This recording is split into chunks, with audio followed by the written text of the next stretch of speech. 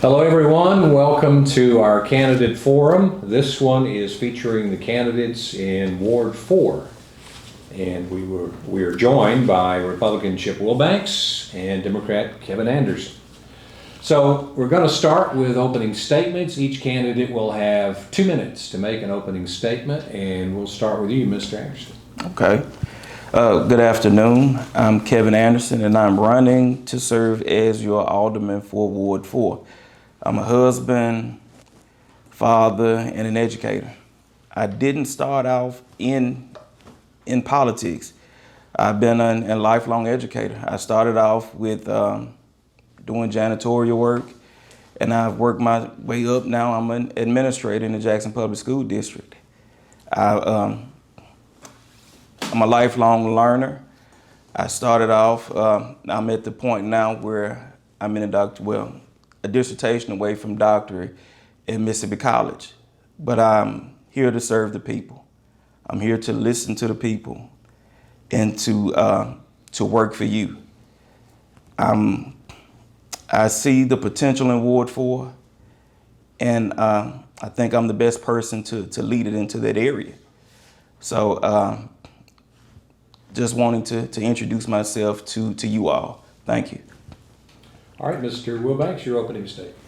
Good afternoon. I am Chip Wilbanks. I want to thank Marley Price, for our communications director with the city, to organizing this event. Randy Bell for moderating, spending his time this afternoon.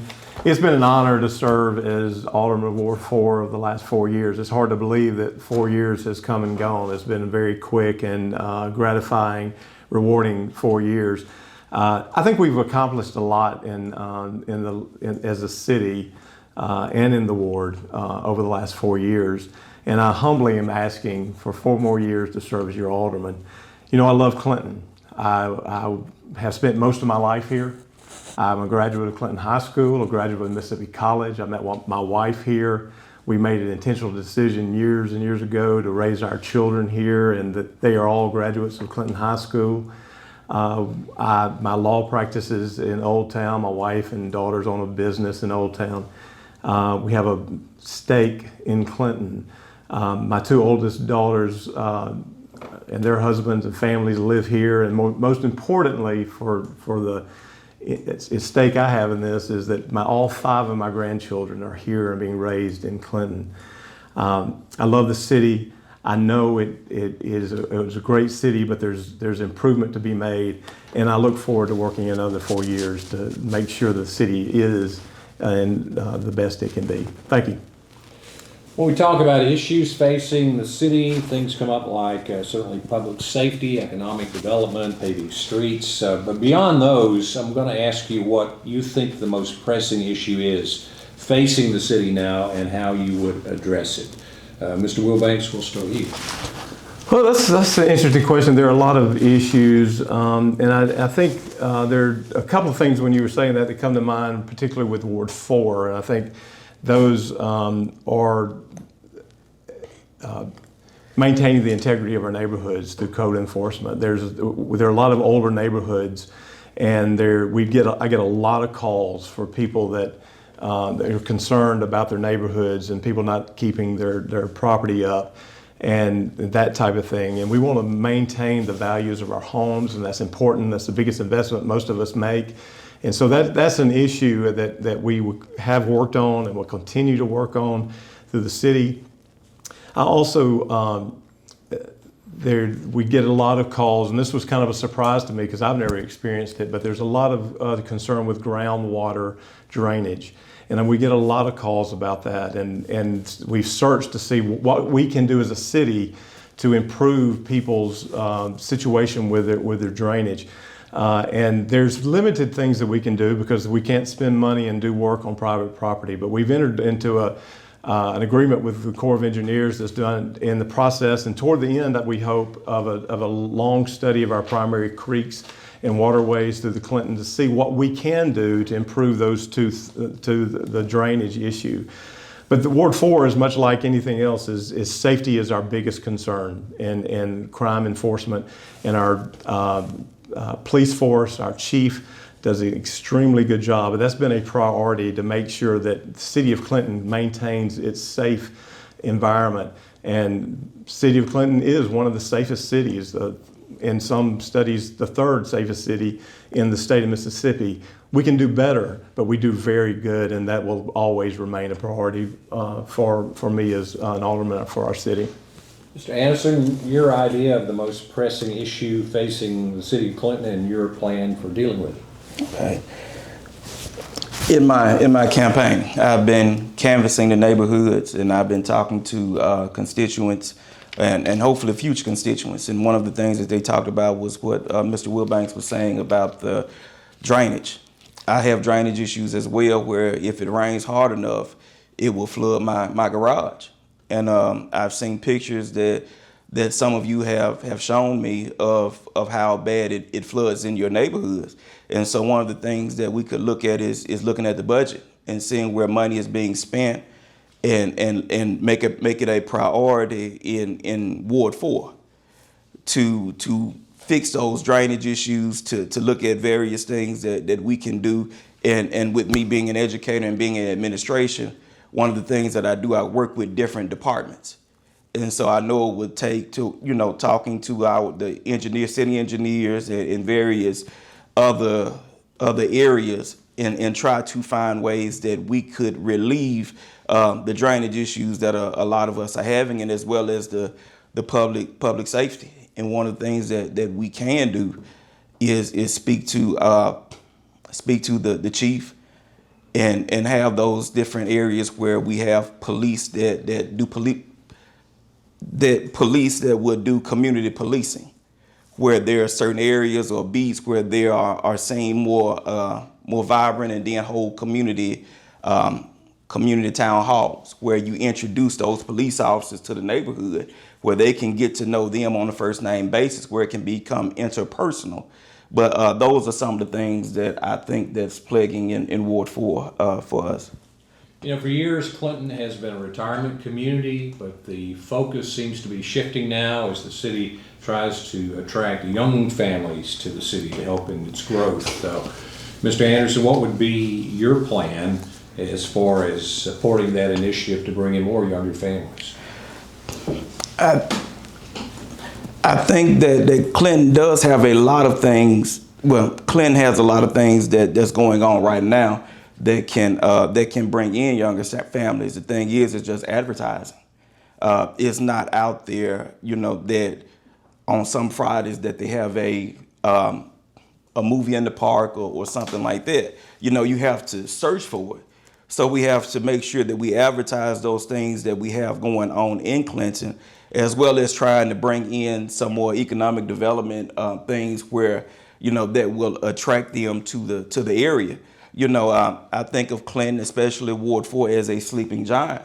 We just need to bring in the economic development and then advertise the things that we have, because I visited the Red Brick Festival, and that was great. But we need to look at what demographic are we reaching? What like Brandon has the amphitheater. There's an area where we can have an amphitheater as well as bring in talent and bring in different things that will attract people to Clinton.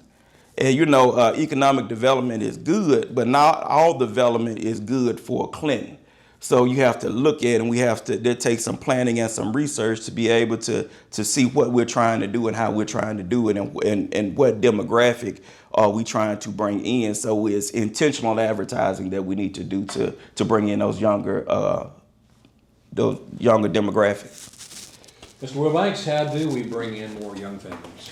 Well, I think that's a great question, because that is something that we've discussed a lot, and I think it's important. And like I said, I have 3 daughters, and I know Mr. Andrew, we were talking just before, and he's got 3 daughters. I wondered why his hair is not white like mine, but his are a lot younger than mine. But I know the things that they're looking for is the same things that we're all looking for in some degree. We're looking for a safe city, looking for wonderful schools that we have. They're looking for parks and rec where their kids can be involved and they can have these activities. And through this 2% tax, the restaurant tax, we have been able to start revitalizing our parks. We're very proud Kidstown and Clinton Park, where right now you can go see the construction of the new pickleball facility and the new pavilion and restrooms there. We're really excited about that.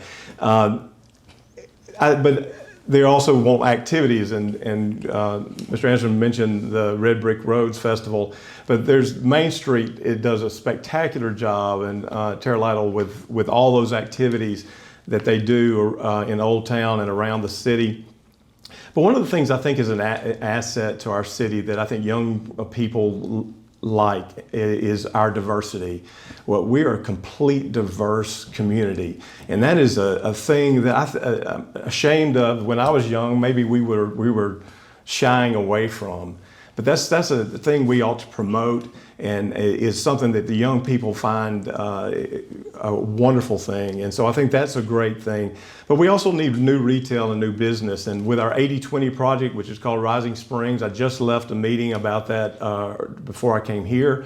There's going to be some wonderful new retail and stores and development that the city's going to be thrilled about. But also we need new residential development. Badly. There's difficult for a young family to find a house in their price range that's new and nice. So new development, we need to be kinder and gentler to our developers, I think, to make sure that they are bringing in new housing. Those are some of the things I'm supposed to stop now, Marley said. It's no secret that we have lost police officers and firefighters in the city of Clinton who have left for better pay in other communities. So what is your plan to retain competent and sufficient fire responders and police officers?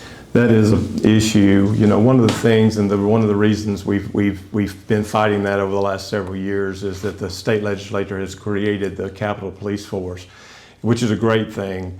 But they are able to pay significantly more than most cities can pay. There are a couple of large cities in North Mississippi and different places that can pay that as well. So we're fighting the pay scale. Our police department, we have a wonderful chief in Fort Heyman. He's spectacular. The police officers love to work for him, and they love to work in Clinton. But we've got to pay them where we're not losing them. We increased their pay this time in a bulk over $600,000 to try to keep them, because Chief Heyman said that would be something that we would just have to do in order to keep our police force. But we have to, I think those things, we have to continue to make sure that they're adequately paid, that we give them the technology and the tools they need to do their job. One of the things we didn't do as well as we should have done is pay our fire departments.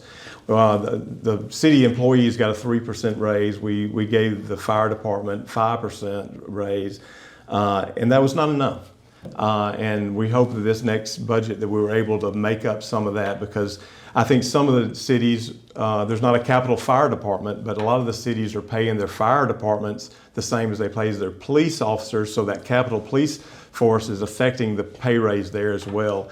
Our chief, Jeff Blackledge, is retiring. There's a reception for him later today, and we're losing him, and that's going to be a loss. But we're excited about a new chief that will come in and up morale. I know that our new mayor, Will Purdy, is going to be great with that. And so look forward to working with him and our new chief, and hopefully we can level out the pay there as well this coming budget.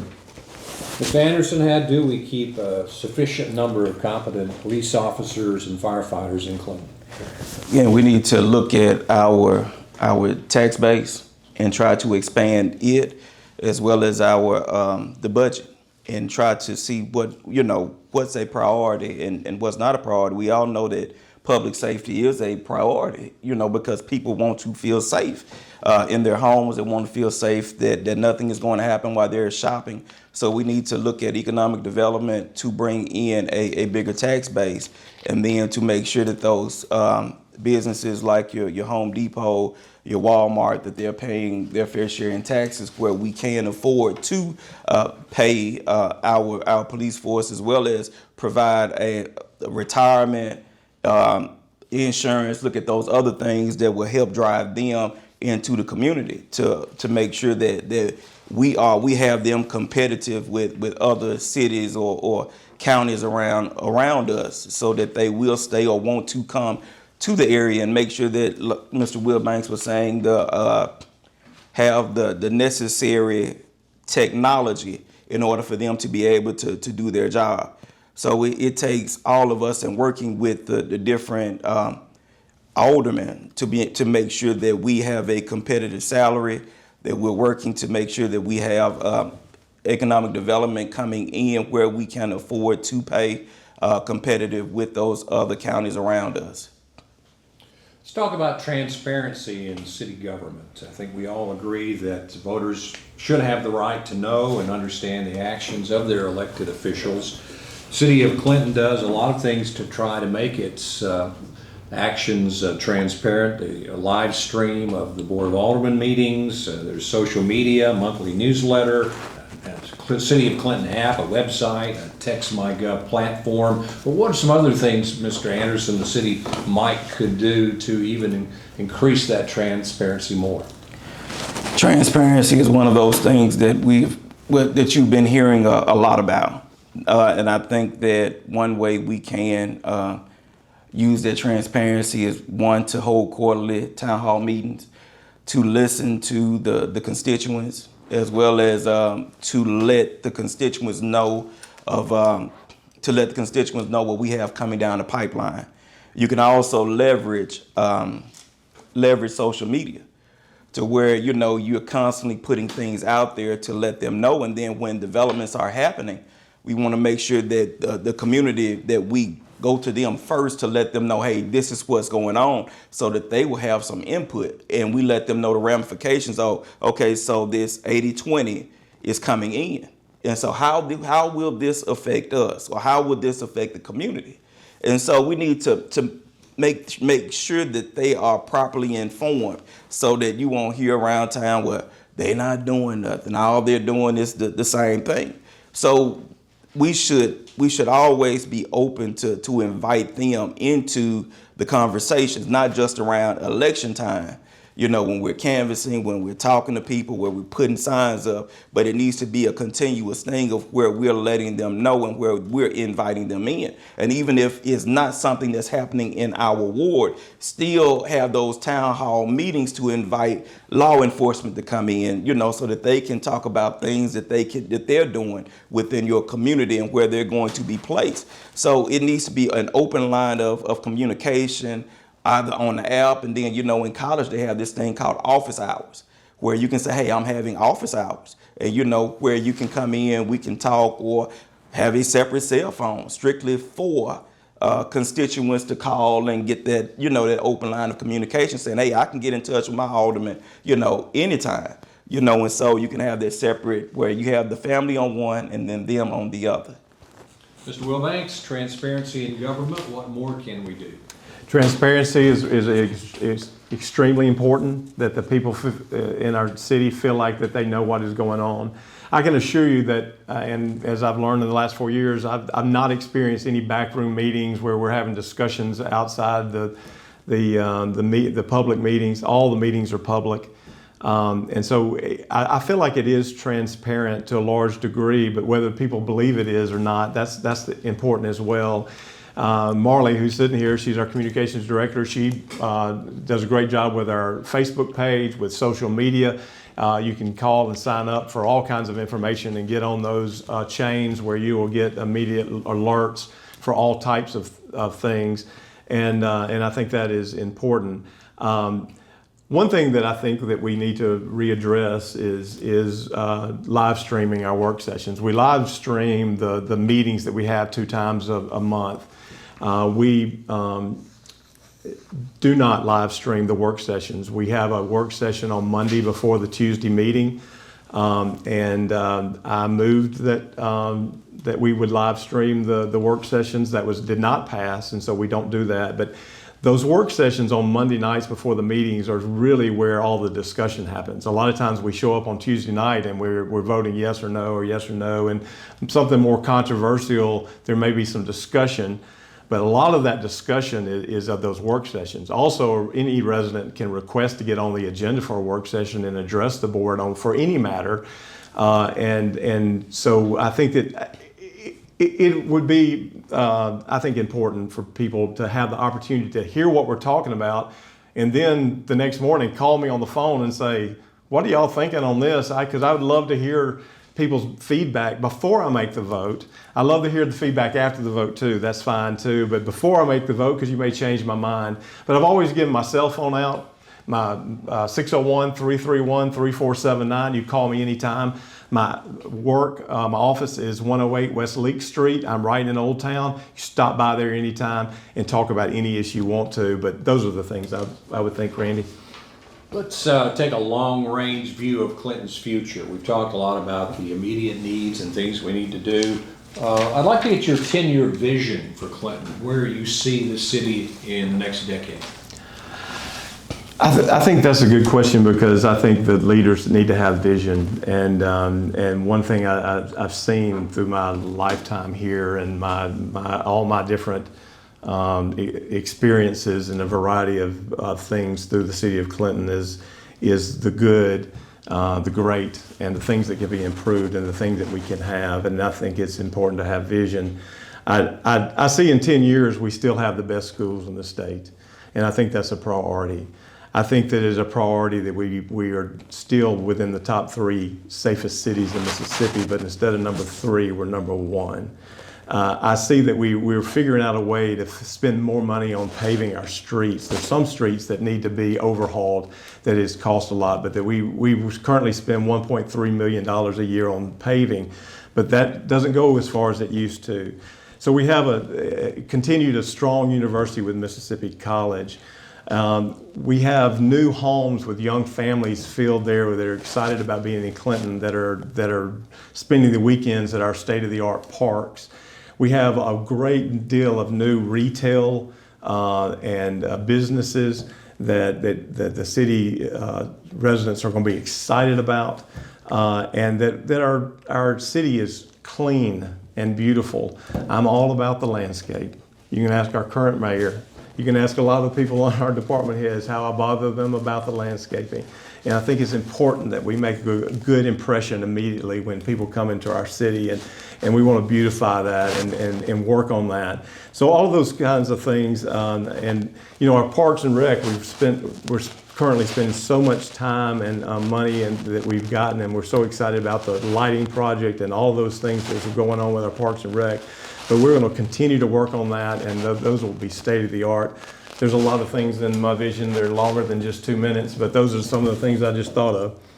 Mr. Anderson, what is your 10-year vision for Clinton? 10 years, I see more economic development. I see the area around that Northside Drive area where it will start being developed with new businesses. Like Mr. Wilbanks was saying, we're not just going to do any strip mall, but just look at something that's tailored to Clinton, while keeping its same historic and rich past. You can still develop around that area for it to be more modernized. I think that in our Parks and Rec, where you have the extra 2% that's coming out, I can see smart infrastructure where you may be able to access Wi-Fi from the park, where you have more people, going to the park to be able to kind of do work, but then at the same time relax. I see, when I say smart infrastructure, I'm talking about where you may have those flooding and those drainage issues, where you have sensors there that can help detect whether there will be flooding or maybe some type of blockage, but it will. Or maybe when you're walking the park at night, that you have those motion detected LED lights to where you feel safe and comfortable, being able to go at night. But I see a lot that could be done. And like I said earlier, I think that Clinton is a sleeping giant that needs the right development. Yes, everyone that's a part of the board, they're from Clinton, but sometimes you need a set of an extra pair of eyes from the outside to be able to see what can be done, or because you may be used to one thing, but somebody may come in and see something that you might not be able to see and bring that into fruition, with the economic development and everything else. One of the candidates in the recent primary for Ward 3 Alderman campaigned on the notion that Clinton should pull out of Hinds County and form a new county, because he said being part of Hinds County is holding the city back. Is this something the city should pursue, Mr. Anderson? Personally, I don't. I don't believe in. It sounds like isolationism, and I don't think that isolating or pulling away from one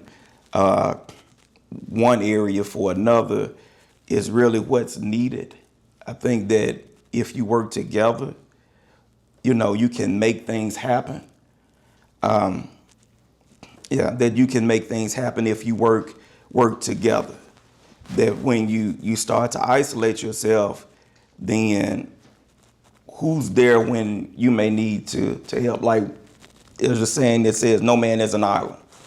And so we need each other in order for us to be able to be that greatest asset. You have certain things or various things that you may need to pull from. But no, I don't think that you need to isolate yourself in order for you to be able to grow. Mr. Wilbanks, is pulling out of Hinds County a practical idea? It is a complicated idea. It is. There are things about being in Hinds County that are difficult, and I agree with some of the things that Mr. Morton said that ran with that platform. I do think Clinton is the shining star of Hinds County. I think there's no question that that's true. The practicality of pulling out is very, very difficult. There's no courthouse, and as I'm a lawyer, and so I'm thinking, well, the land records are in Jackson, and you've got a new county that you're trying to get land records from, and it'd be a mess. You would have to have a new county public school system. There's a county, Hinds County public school system, unless the entire county is going to the Clinton public school system, and I don't think they're ready for that. There's no courthouse. There's 1,000 issues with that particular thing that would be extraordinarily costly. I'm not sure where those funds would come from or how that would work. And so, if the question is it a practical solution or a practical result? I don't think so. All right, let's move on to our closing statements now. Each candidate will have 2 minutes to give a closing statement, and let's start with you, Mr. Wilbanks. Thank you. I appreciate that. I will tell you, I appreciate this opportunity, and more than today, I appreciate the last 4 years and the experience I've had. It's been extraordinarily rewarding and an honor. And again, asking for another 4 years. I think we've done a lot in the last 4 years. We've still working on our Big Black project, which is over $100 million project to deal with our sewer issue that will be coming soon. We've started the 80-20 project, which is called the Rising Springs project, and it's going to be an exciting, completely new thing for Clinton that I think that the citizens are going to be excited about. We've passed the 2% tax on our parks and rec, and starting, you've already seen the results of that with our brand new playground at Brighton and our pickleball complex. I'm excited about that, and the work on at Traceway.